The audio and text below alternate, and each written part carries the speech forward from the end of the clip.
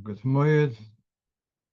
Welcome to tonight's shiur, Chalamed, Thursday, Chalamed Sukkos, Tov Shin Pevov.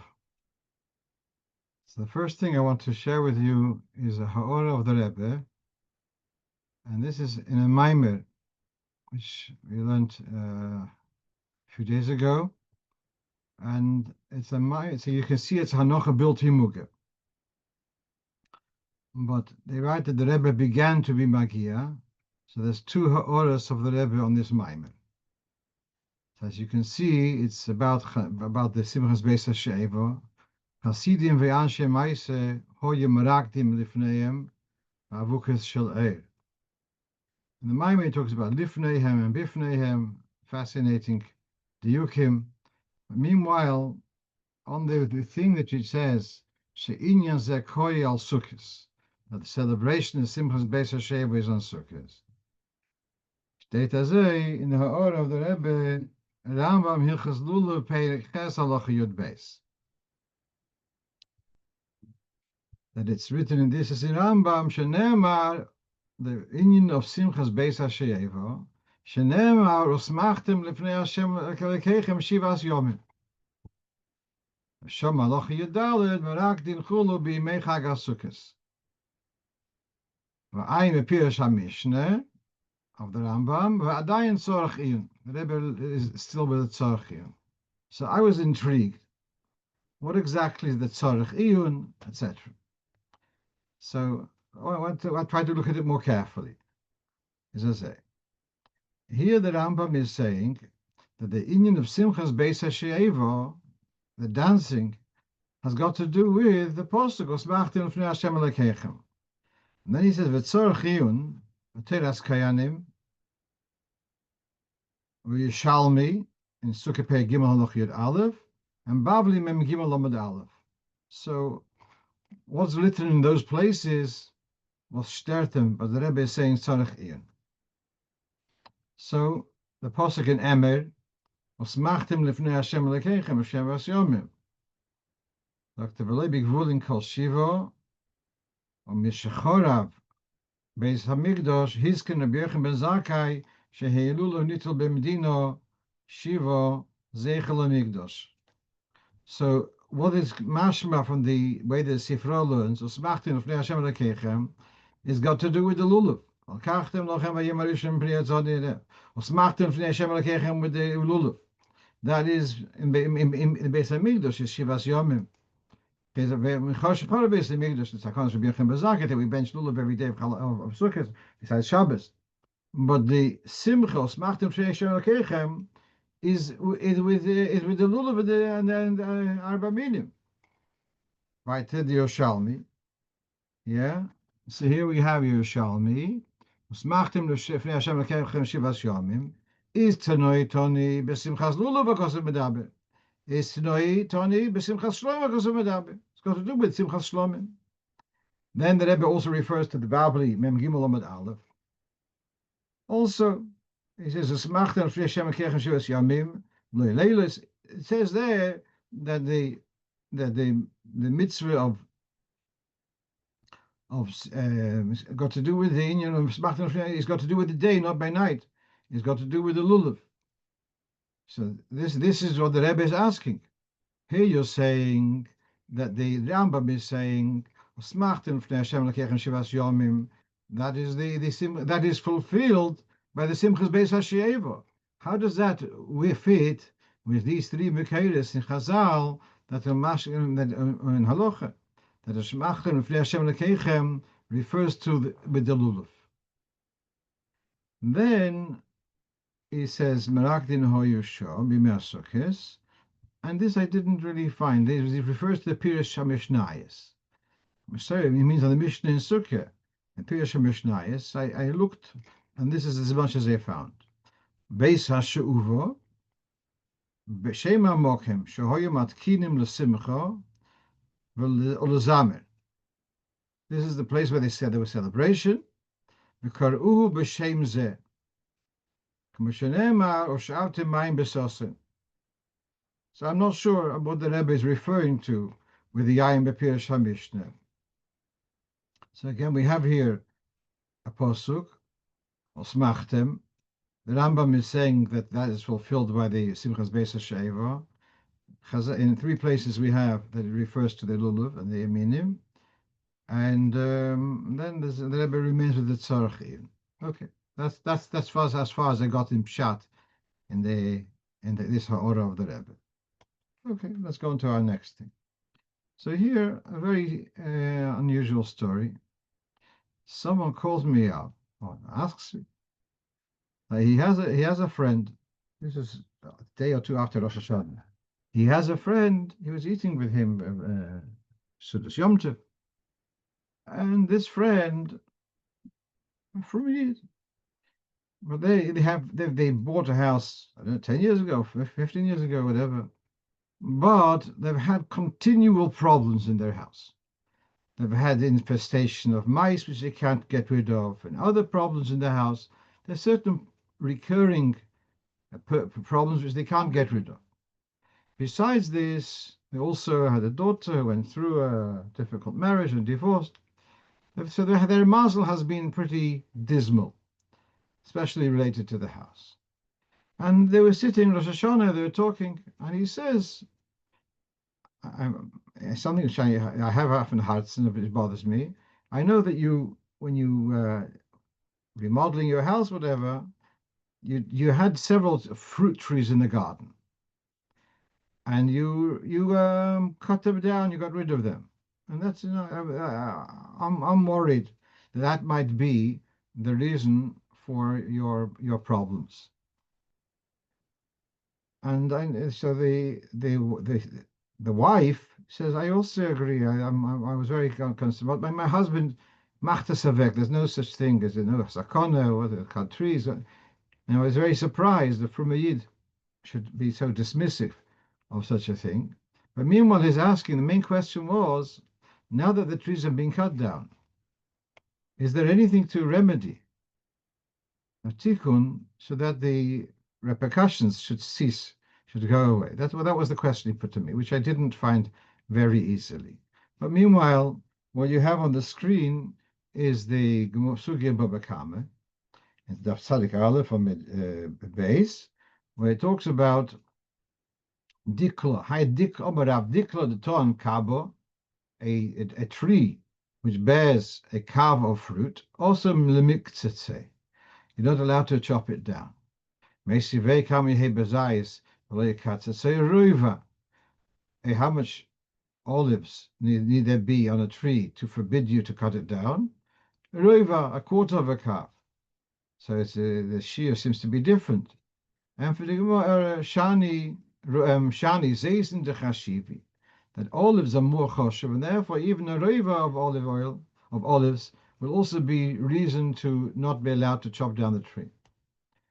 Then Omer Reb Chanin, l'shochiv shivchas b'ri, elo dekot te'ento belois zimna.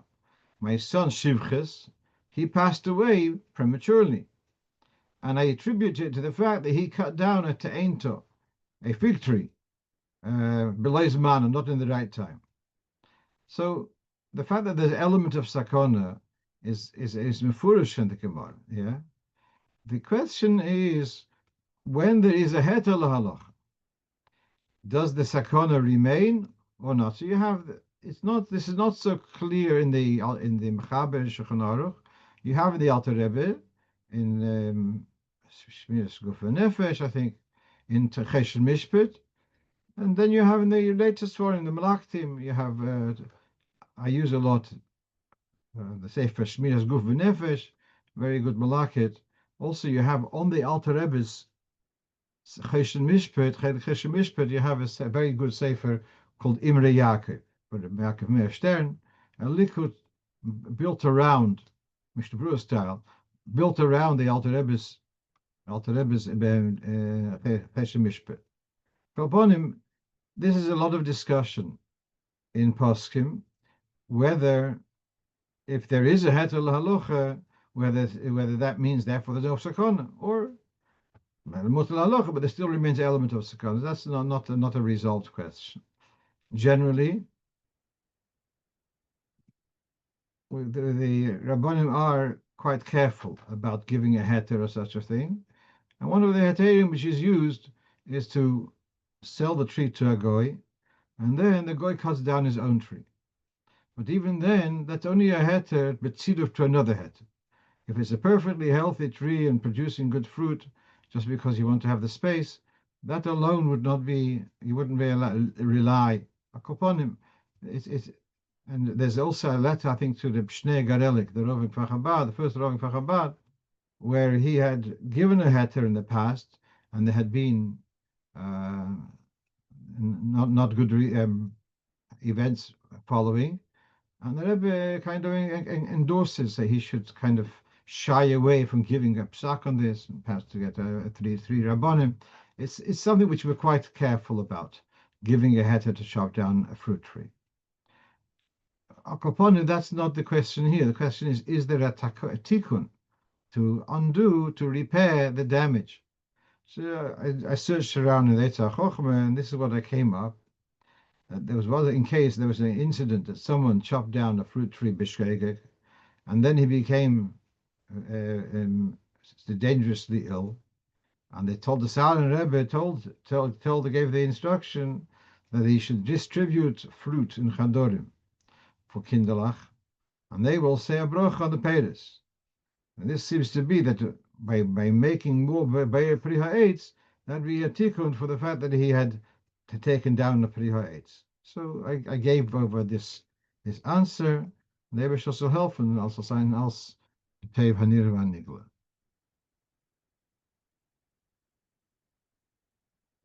Someone is writing here that years ago he had such a meiser with a fruit tree, and he was told to get a heter from 3 rabbonim, number one, and number two, sell it to a goy, and he should cut it down, and that was with the dead fruit tree. So you see how very anxious about it. Okay, let's go on to our next question, and the next question I don't have a satisfactory answer. The question is number 3. Why is Aleinu included in the Chazoras Hashatz for Musaf of Yom Kippur? So on Rosh Hashanah, Aleinu is the first part of Malchias. We have 10 psukim about Hashem being Melech, and so we have the first pasuk of Malchias is the end of Aleinu. So that's how it comes there, and we say it also in the Quiet Shemon Esrei and in the Chazoras Hashatz. It comes, but Yom Kippur is not said in the Quiet Shemon Esrei, but the Chazoras Hashatz somehow it comes in there, and that is the introduction to. Then following after that comes the Avodah, the Atakenanto, or in Ashkenaz Amitz Koyach. So how did Aleinu? Why is it brought in there? So I looked around. I did not find I didn't find the question, but never mind the answer. Didn't find. I'm just wondering whether there is an inyan. I didn't have a chance to look it up properly. There is an inyan of having 4 times koirim in Musaf on Yom Kippur, and in the Asidah, in the Amachz, it says b'chan ein tzorach lechroya. One place it says that you don't, by the hakoyanim, it said quietly you don't do koirim, possibly in order to make up the 4 times of koirim. That's why we have the Aleinu. But as I say, I don't have a solid answer to that. Similarly, someone asked me, why does it, when it comes to vidui, so al-chet, is said in all 10 times over Yom Kippur, including mincha before Yom Kippur, because you have mincha and before shkia.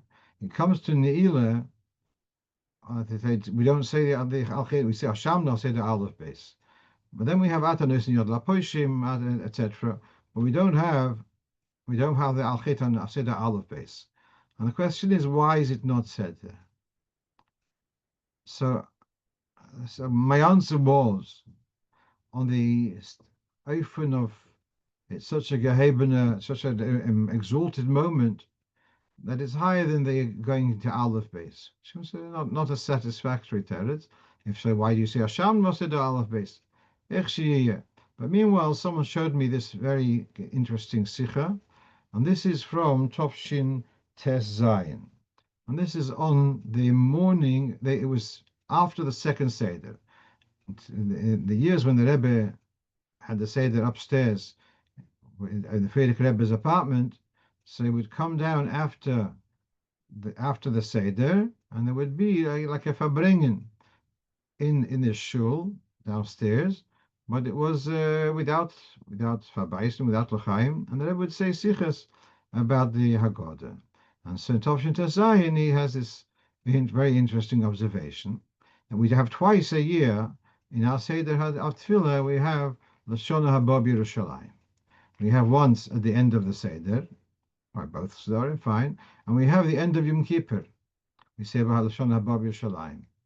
And the Rebbe goes, so it's the night of Pesach, the Rebbe starts talking about Yom Kippur.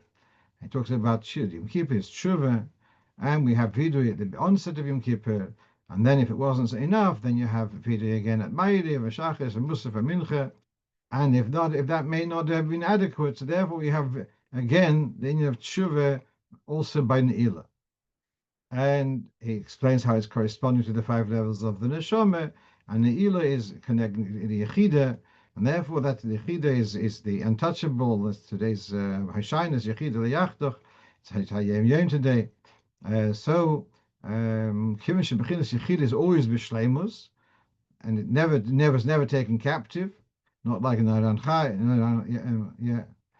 Achet feels Neilah, which is in Yonis Eidus Hayechida Shehi B'Shleimus Cholech Yisrael, Eden are so aroused in Tshuva, etc. At Neilah. Therefore, we have this announcement of Lashon Haba B'Yerushalayim. Kolponi doesn't directly answer my question, the question which was put to me, but it does talk about the Geschmacke Biur of the Gehebenkeit, the exalted moment of Neilah, and possibly that's because of that. My theory, possibly it's higher than going into the whole list of Asias of Al-Chet.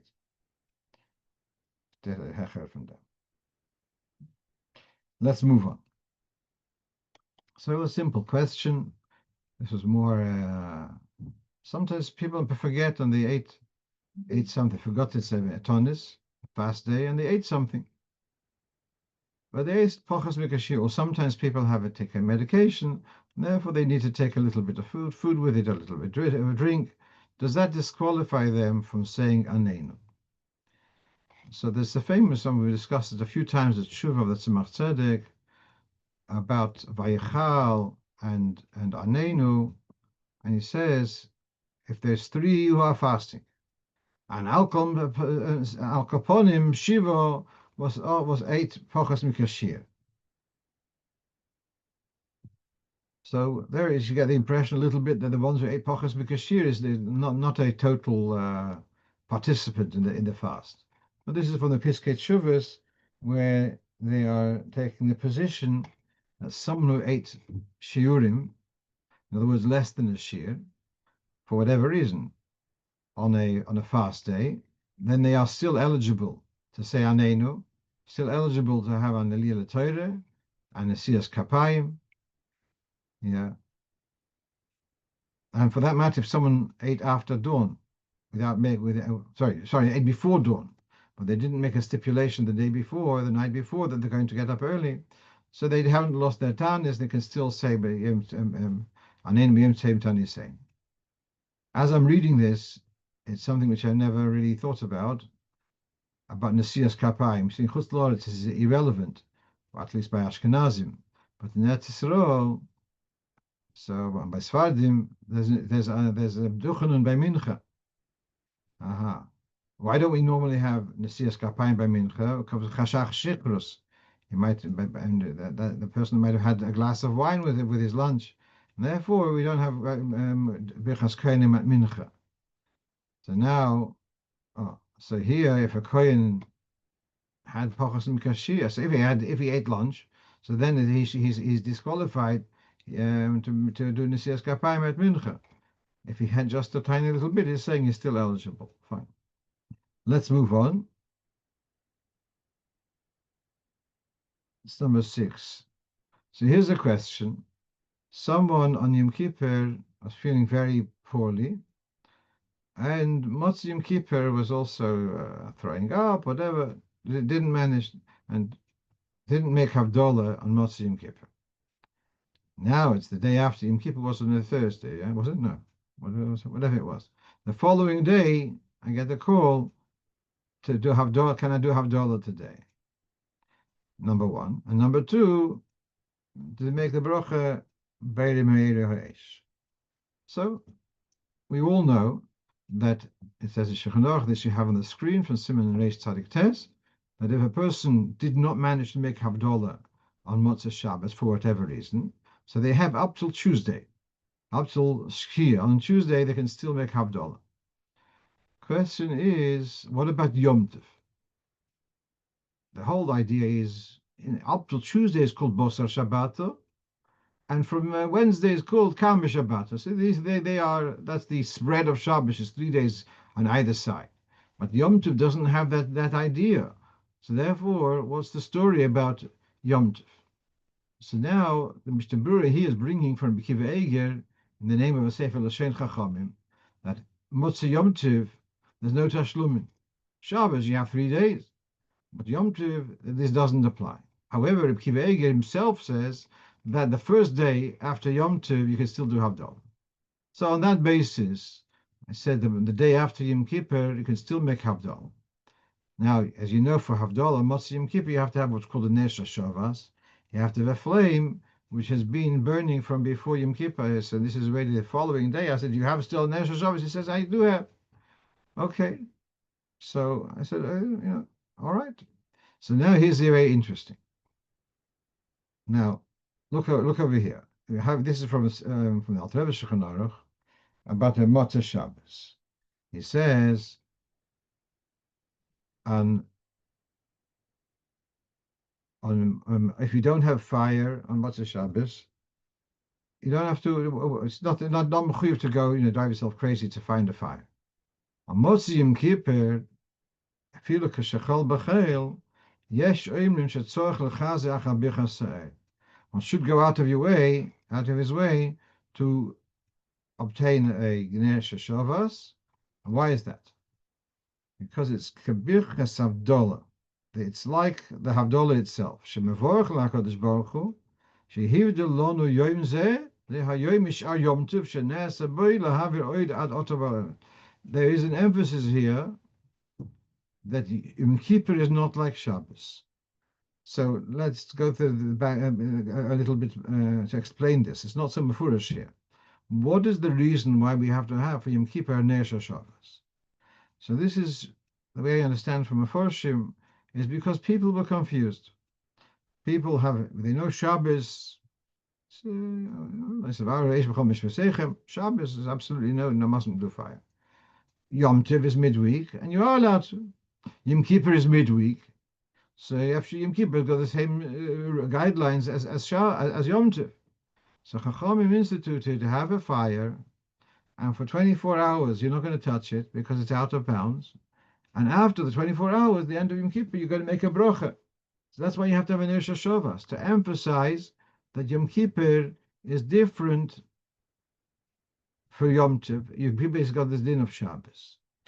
That message is true even the day after Yom Kippur. It says, Shabbos, Motzei Shabbos, why don't you? That's the time when Modern Mauritian rub 2 stones.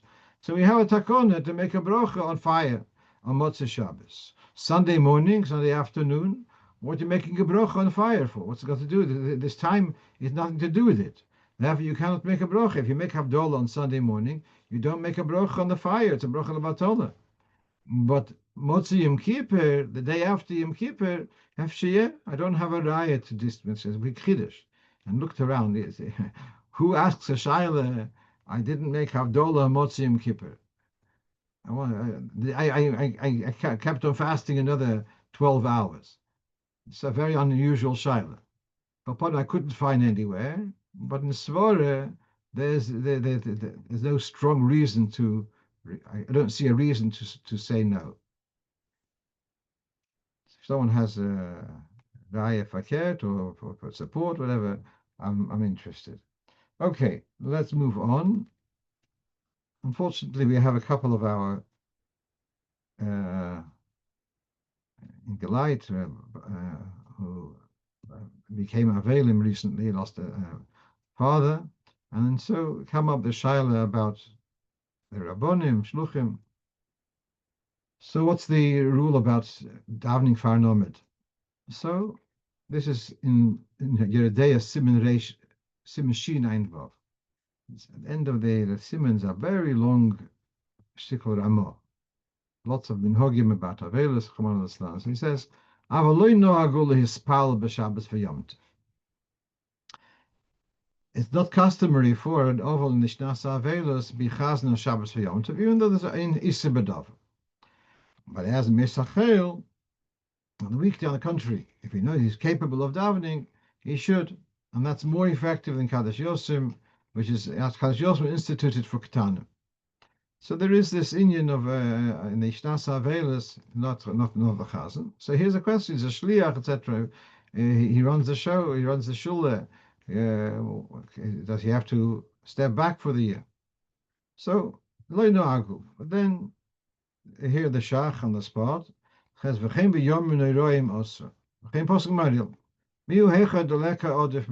there's no one more capable than him, then mutter.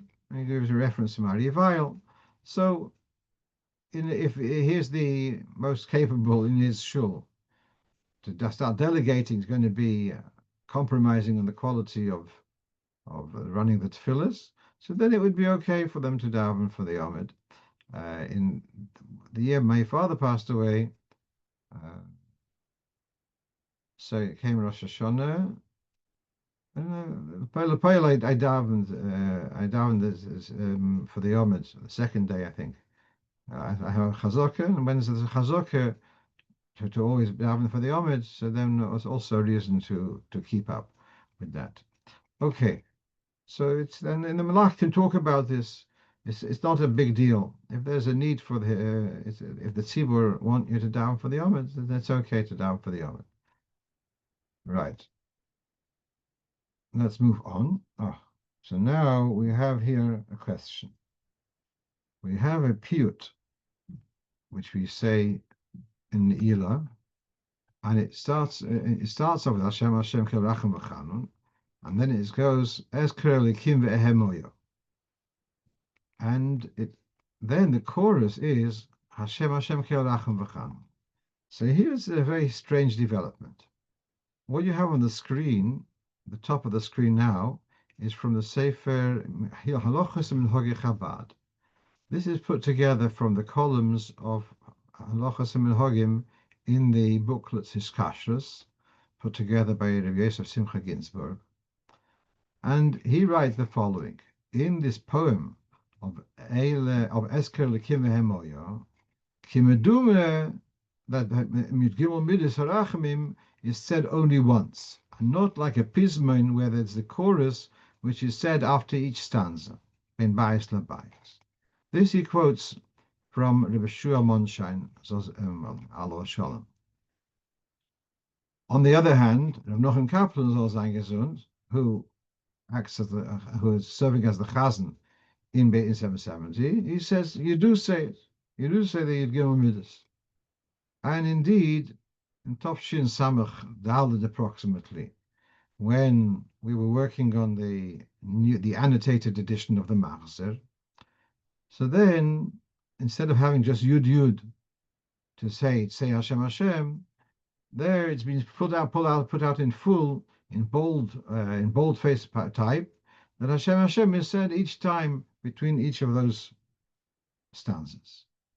So we have here now conflicting opinions whether to say it each time or not.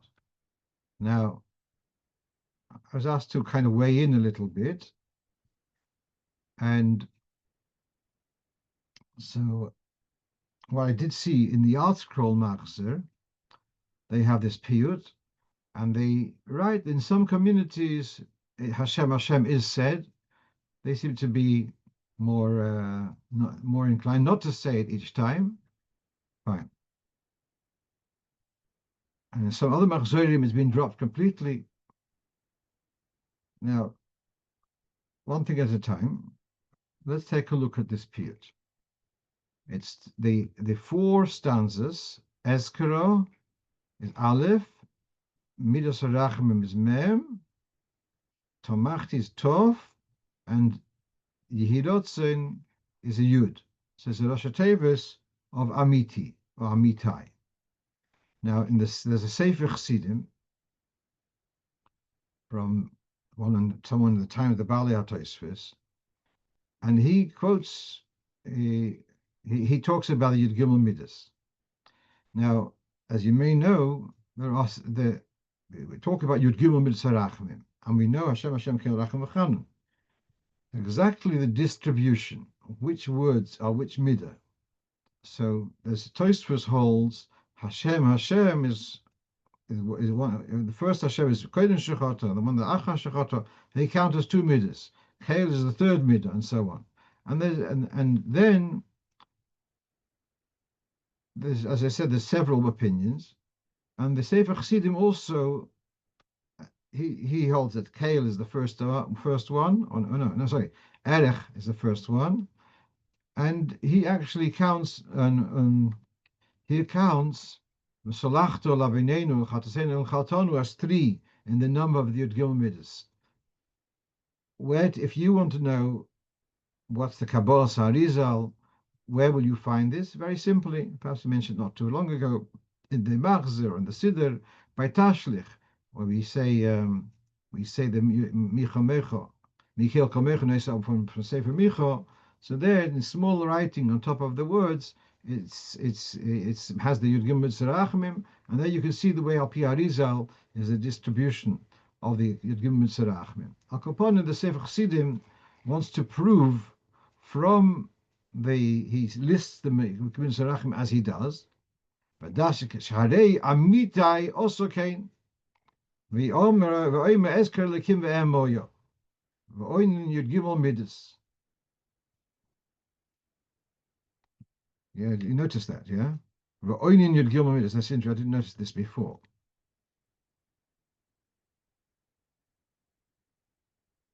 So he's saying that the fact that in the first stanza, before Ezker Lekim Ve'em Moyo, the Mechaber says to say Til Vanake, and also to say V'salachta L'Aneinu L'Chatenu Seinu L'Chatonu, is a proof that he holds that the Rebbe Amitai, who was the composer of this piyut, holds that V'salachta L'Aneinu L'Chatenu L'Chatonu are also part of the Yud Gimel Tzarachmim. Meanwhile, he says that after Ezker Lekim Ve'em Moyo, then he says V'oinin Yud Gimel Midas. And then V'achroina you say Tomachti Yisedoisai, and you take the support on the Shlesh Esrei K'meshem Aneinu Lecha Chibram Yachad Liomrum. All right. Meanwhile, as we're talking, I'm reading this piece of Sefer Chassidim. He has a very strong point over here, that this piyut should only be said El Imkim Bocha HaMispalo, only if the one who's leading the davening weeps, or some people of the people are weeping. They shouldn't be Davish Kodim. How can you say Yerotzim Lefonecho Shemei Akel Birches, that you can hear the voice of the weeping? Shetosim Dimeiseinu Benoid Chaliyes. You're saying that you should take our tears and put them in your container, in your barrel, to hold on to them, and as a result, you'll save us from Xeris.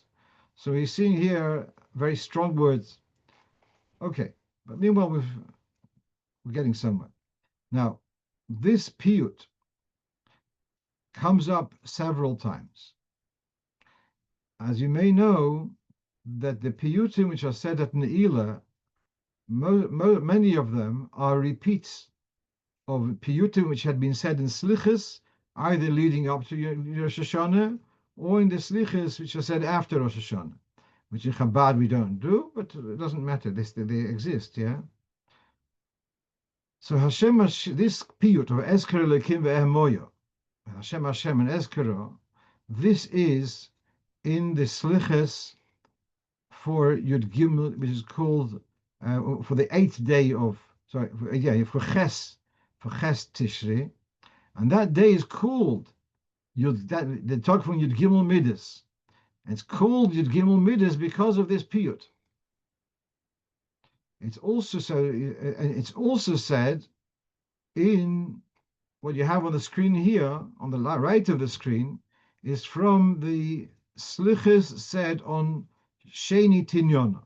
There's a Seder of Bahav, which is a Monday and a Thursday and a Monday, after Pesach and after Sukkos. So there are communities where this is done, and there's a Slichas in the back of our Siddur.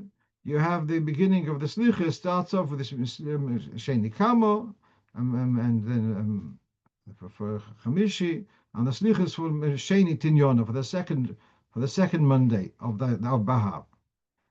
And this is, as you can see on the screen, this is from the Torah Eir, and you can see how after each stanza he has Yud Kei Vav Kei to go back to say Hashem Hashem. On the left of the screen, that is from Ar Machzer. The Ar Machzer, may perhaps discussed it not long ago. Ar Chabad Machzer is a copy of a Machzer which was published by Rav Bichovsky in Berditchev, I think, in Tofresh Ayin Gimel. And here, that's, you can see it says after each of the stanzas, Hashem Hashem. My father, Alav Shalom, I once asked him about a thing in the Siddur. I asked him, do we say it? He says, if he would not want to say it, why was it printed in the Siddur? Yeah. So we're seeing here that there is strong grounds that it should be said, and yeah, that's the Samu Noite, as Nochem Kaplan is saying, that it should be said. Although there are others who don't say it, all right. Yeah, there is such a minhag. Now, I want to show you one more thing. Now, generally, when we say Hashem Hashem, we have a whole Hakdama. Say Kel Melech Yosef or Kel Erech Apayim, and then Vayav Hashem Alpanav Vayikro Hashem Hashem. And here, Hashem Hashem is being said without, should we say, without the fanfare around it. Now, this piece on the screen now is actually from the Slichas said at Mincha on Yom Kippur. And it's not said with any fanfare. It's said quietly like everything else. Hashem Hashem is said there without ungarnished, without anything around it, without any noise. I wanted to point out something. What did I say? That this Slicha of Eskara is said on Sheni Tinyona. It's said on the last day, really, of Slichas, because Erev Yom Kippur is short Slichas. So the last day of real heavy Slichas is Ches Tishri, and then we have it at Neilah. In a sense, each of these is the end of a series of tefillah. It's an intense moment. And I saw in other places describing the intensity of this tefillah. A very powerful tefillah, as I said before. That's why the day is called Yom Gimel Midas. It's a very intense tefillah. In many shuls, when Hashem Hashem is said, it's like Geshrei, everyone is shouting Hashem Hashem Kil Rachum V'Chanun. So I can relate to it that this is at this moment of reaching towards the culmination of a series of hemshech of tefillahs, that Hashem Hashem is said again and again with full intensity.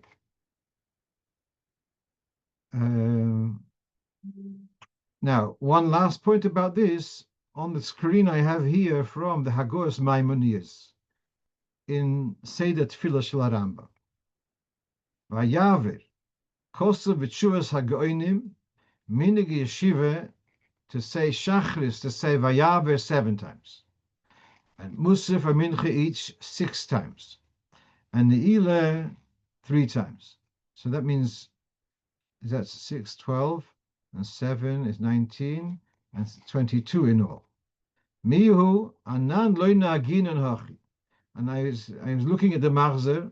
I noticed, interesting, you have at Maidiv, we have several times Yom Mitzarachmim, And then we have it at Neilah. But curiously, at Shachris, Mincha, Musaf, and Mincha, there's no Vayaver, etc. Kibalti ani shebetfilas yoitze, to say Shloish Esrei Vayaver, to say Vayaver 13 times, corresponding to the Yud Gimel Midas. That's from the Ravya. Okay, so why am I showing you this? The idea of saying Yud Gimel Midas Rachim again and again is something which has got a strong shirish. The numbers don't match. Yeah, according to what I counted. But the idea of saying it again and again has got a strong side. I also counted into my cheshbon the 3 times of Hashem Hashem by Kriyas HaTorah, when you take out the Sefer Torah, but still, I'm not sure what the numbers are. They're different minhagim, but the idea of saying it again and again has got, you can see, it's got a strong shaylish. Just before I go further, and that is that in Siddur Arizal talks about Vayaver and Ein Beis, 72 times 3 is 216, yeah? That's Reish Vov of Vayaver. And then the Ein Beis is the 4th time. If you remember, we discussed about V'chein, the 4 times B'chein. We have V'chein Yiskadesh, 4 times we have B'chein. B'chein is Ein Beis. You got 3 times, that's the Reish Vov of Vayaver. And then the extra time, that's the Ein Beis, that's the B'chein Ovi Al HaMelech Sheloi Kados, which is even higher than the other 3. That's Merumas in the word Vayaver. Although in this appeal, the Vayaver is not said. Okay, let's go on to another couple of things, and we'll finish with those. And that is, a shliach asked me, that the local council have been trimming the hedges, etc., in the cemetery, and it's available for him to use for schach. So he's asking, is it okay to use cuttings from trees growing in a cemetery for schach? So the shaila here is that the view is that a mace is also bahanoah, and something which is dedicated to a mace is also bahanoah. So here you have, this is you can see it's Shin Samaches in Yeredeya, Besakvoris, you treat with respect. And then he says one shouldn't be pasturing animals there, and it shouldn't be used as a shortcut, and one shouldn't be gathering grasses there. If there's a need to cut the grass for maintenance, then soifrim bimkoiman. Okay. But then the next sif says the trees which are growing in a Beis HaKvoros, one is allowed to gather the fruit because they're not over the graves mamash. So here already I see that in the Beis HaKvoros itself, if it's something growing mamash by the kvorim, then one would have to, one wouldn't be able to use it. If it's at a distance, just the general on the grounds, then one's allowed to have hanoah. Now, a couple of points here is, I'm not sure whether this idea of Isur Hanoah applies to Mesim who are Einam Yehudim. A second question is using schach considered a Hanoah? Because there's a concept in Halocho of mitzvahs lav lehonis nitnu. And mitzvahs are not given to us as an indulgence. Mitzvahs are a discipline and obedience, but they're not considered a Hanoah. So that doesn't apply to matzah, because matzah is food. But for other inyonim, we'll say, let's say, Amudar Hanoah Mechavere can use his shofar, let's say, because mitzvahs lav lehonis nitnu. Yeah, let's vaguely remember such a thing in Shulchan Aruch. So, is schach considered a hanoah? You're doing it for a mitzvah, not for a hanoah. So that would also. So I told him it's okay, as I said. Number one, I don't know whether the bichlal is growing over the kvorim. Number two, I don't know whether it applies to Mesei goyim. And number three, we can rely on the inyan of mitzvahs lav lehonis nitnu, and therefore it's okay to use for schach. Okay, finally, we have here the last, for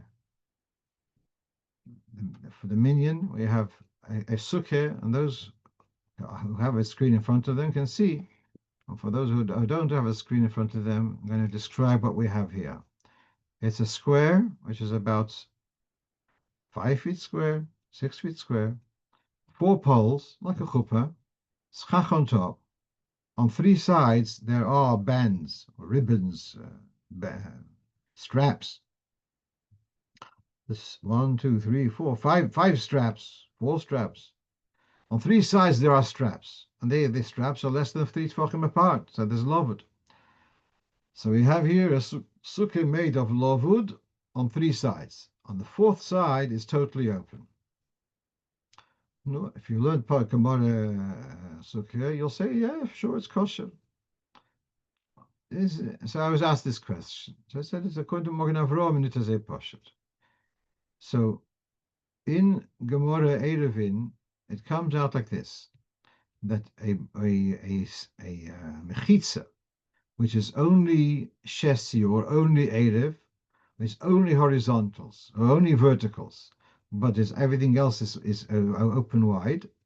So then that's acceptable only the shiur. If you're traveling and you want to create a mechitza for Shabbos, then you can do a mechitza of just a shesi or just erev. But when it's a more mokim yishuv, that's called a mechitza gerua. It's considered a poor quality, and it's not adequate to make a mechitza for Hilchos Shabbos. That's where the discussion Gemara Erevin. Question then is, what about Hilchos Sukkah? So we're going to use the term mechitza gerua, a poor quality, poor standard, a low standard mechitza. Is that good enough? So this is in Tafresh Lamed. Unfortunately, we do not have Alter Rebbe's Shulchan Aruch on that siman. The Yain b'Magen Avraham, which the Brewer brings, the Davke Moisa Sukkah me'abod defonis, that a sukkah made with straps, which lovud, is good if it is on 4 sides. Avol im oise mishalosh defonis, if it's just 3 sides, so then loy mahani, that's not good enough. Midrabanon al yedei lovud. So, and Magen Avraham is of the opinion that the mechitzas of lovud, which is just on 3 sides, so you got here is taka lovud, but because it's gerua, it's only on 3 sides, not on 4 sides, that's not good enough. So here we have here a svara of Magen Avraham, but this is not good enough, similar to Hilchos Shabbos, or possibly sukkah is less chomer than Shabbos. And as I said, there's no Alter Rebbe's Shulchan Aruch in this on Siman Tafresh Lamed. We don't have it, but there was a chassid apparently who tried to make a style on Siman Tafresh Lamed on the Alter Rebbe's style, and parts of this were published as a hisofe to the Piskei Dinim, say for Piskei Dinim or Tzemach Tzedek. So at the back there's a couple of pages, and then the Rebbe, when Monshe Shalom wrote his Sefer Teres Chabad, the Rebbe says, make sure to mention about those few pages of Hilchos Sukkah. And I was intrigued at those pages, and I looked at them, learned them a few times. I was not happy with the way they had been published, deciphered in the back of the Tzemach Tzedek, and in the Sefer Nesiv Mistei Shlichus, they are copied out. That siman is copied out with many additional comments. I'm reading from there. V'yesh chelkim al zeh. Although the Magen Avraham is machmir, there are those who disagree, and they say the Chachamim are not machmir in Sukkah over Shabbos, bein b'mechitzas shel shesi v'shel erev, that the limitations of just a wall, just horizontal, just vertical, that does not apply for Sukkah. V'yesh machmir v'shel erev. So he quotes an opinion which is disagreeing with this chumrah of the Magen Avraham, and that it is kosher.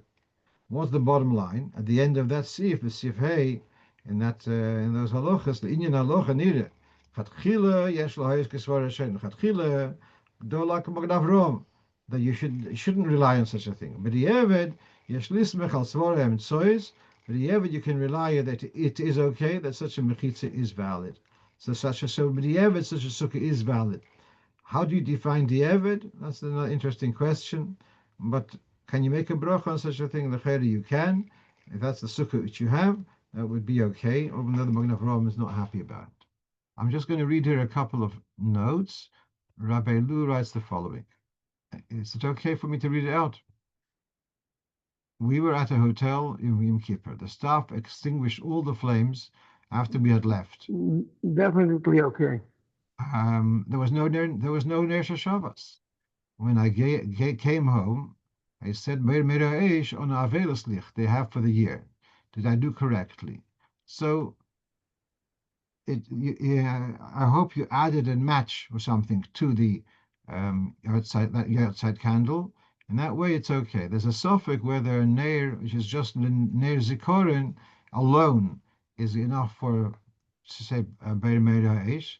So they say there is, you have a Neir, people have a Neir Neshama at home, you put a match to it, and then for sure you got Neir Shabbos, and it's also Le'oiro. Number 2, writes Rabbi Lu, the Rebbe sent me a message to Rabbi Charakov, Tovshin Chovhei, before he went out to Greenland. He was in the year of Avelis. He shouldn't hesitate to be a Chazan, even though he was in the year of Avelis. And I'm sure there was no one more qualified than Rabbi Lu in Greenland to be Chazan that Yom Kippur. Number 3, I don't know, but maybe an answer about Vidiyad Neilah can be understood from the Maimer of Shavtim Mayim Besosin of Tovshin Chavzayin, a very Gishmak Maimer, that the joy of Sukkos stems from the level of Yom Kippur. About the 4 hands, you have Yad Chazoka, Yad Pshuta, yeah? And then you have Yamincha Pshuta. And so that by Neilah, there's an extra, more than the Yad Chazoka and Yad, etc. The Yamincha Pshuta, it's a little different from any other tshuva, fits the ha'ora which I wrote on the Panorama question sheet. Okay, thank you, Rav Elu. And then we have one more. All right, that's what I have to share with you. And I'm going to wish you all Me'adim L'Simcha, and we should be Zoichet to celebrate the Simchas Beis haShoieivo with Mashiach Tzidkenu in the Beis Hamikdash HaShlishi, Malkeinu B'Reishenu. All through.